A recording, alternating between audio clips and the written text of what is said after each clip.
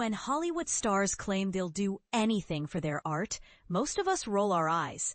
But Sydney Sweeney literally took punches to the face and gained over 30 pounds to become boxing legend Christy Martin. And the results might just redefine what we expect from method acting. This Friday, September 5th, Sweeney steps into the spotlight at the Toronto International Film Festival for what promises to be her most career-defining moment yet. It's her first major public appearance since that American Eagle campaign sent social media into a frenzy. Yes, the one that somehow got Donald Trump involved. But here's where it gets interesting.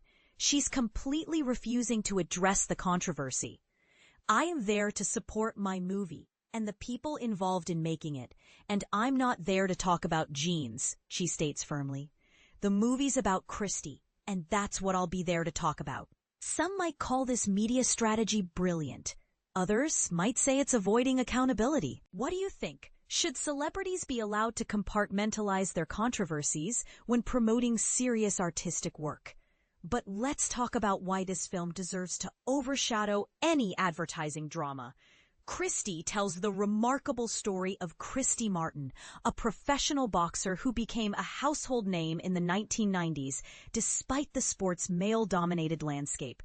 Martin earned the nickname the coal miner's daughter, a fitting moniker for someone who literally fought her way out of West Virginia's coal country to become the most recognizable female boxer on the planet. What's shocking is how few people actually know Martin's complete story.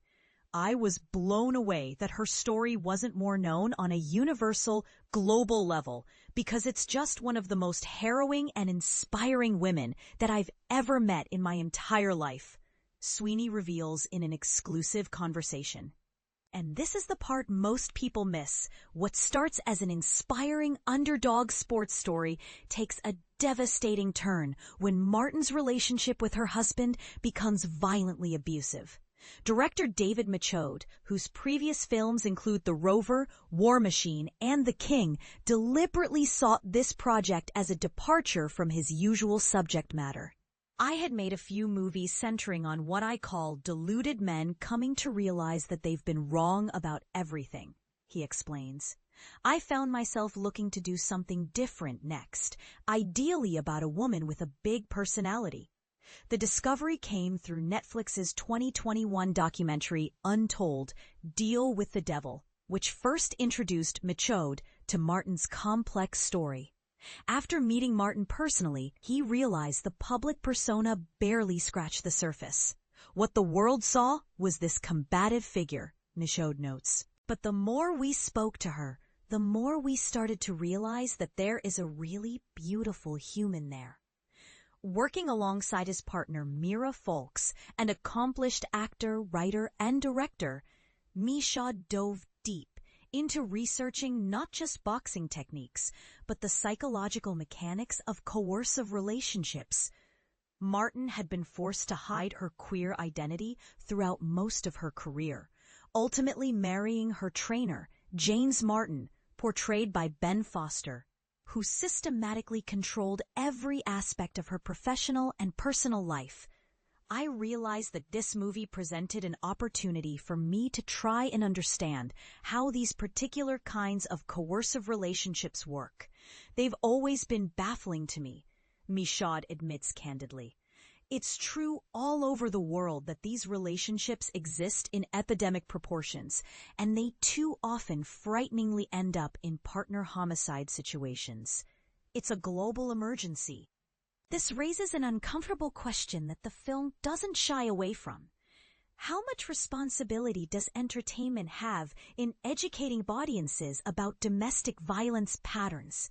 Some argue that movies like this provide crucial awareness, while others worry about sensationalizing real trauma for entertainment value. Sweeney's casting wasn't accidental. Michôd had been impressed by her nuanced performance in 2023's Reality, where she portrayed NSA analyst Reality Winner using dialogue pulled directly from FBI transcripts. The technical challenge of that role, combined with Sweeney's background in competitive fighting, made her an ideal candidate. But the deciding factor was her unwavering commitment to authenticity.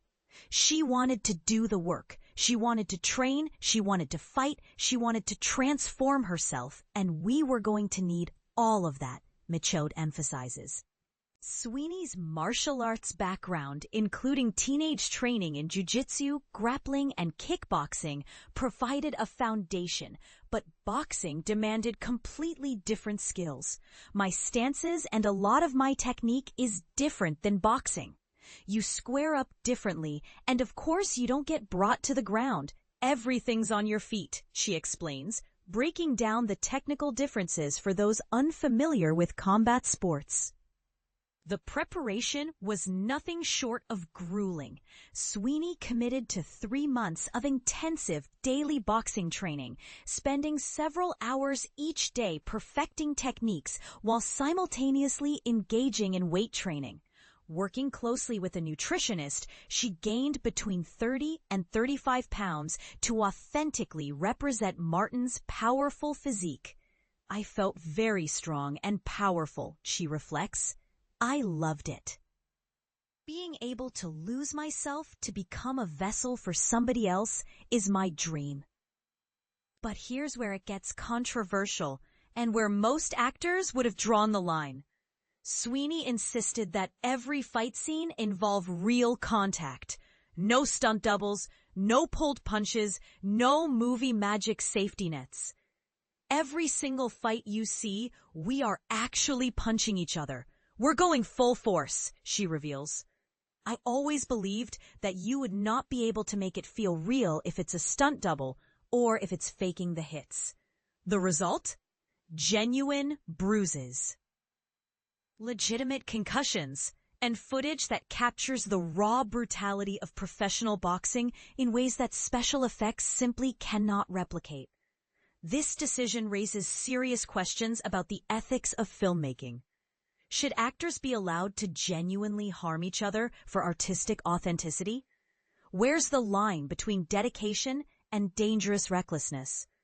Ben Foster matched Sweeney's intensity in his portrayal of James Martin, the controlling husband whose abuse nearly cost Christy her life. He is being asked to not just play, but understand and inhabit a kind of an unsavory guy, Michôd acknowledges. And many movie stars don't want to do that. It can be tough. Foster's performance proved so convincingly menacing that when the real Christy Martin and her current partner Lisa Holwein visited the set, they consciously kept their distance from the actor. This speaks to a larger conversation about how actors should approach morally complex characters. Should performers completely separate themselves from their roles? Or is Foster's immersive approach, which clearly affected even those who lived through the real events, the mark of superior artistry? Martin's presence on set initially created anxiety for Sweeney, which is completely understandable when you're portraying someone's most traumatic life experiences. However, the tension dissolved during fight scenes when Martin's competitive spirit took over. She's cheering you on and she's yelling, "Hit him with the hook!" As if she's actually watching a fight, Sweeney laughs. And I'm like, Christy, you know what's going to happen. And she goes, yeah, but I'm still invested in this. It was such a fun experience.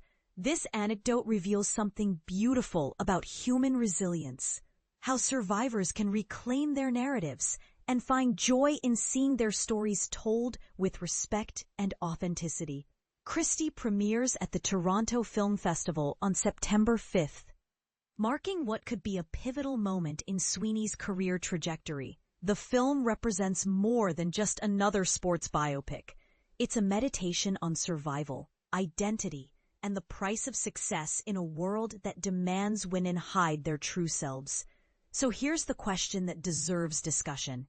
In an era where we're increasingly aware of domestic violence and LGBTQ+ rights, how important is it for Hollywood to tell these difficult stories? Are films like Christy essential for social progress, or do they risk exploiting real trauma for entertainment purposes? The conversation is far from simple, and your perspective matters. What do you think about the responsibility of biographical filmmaking when dealing with such sensitive subject matter?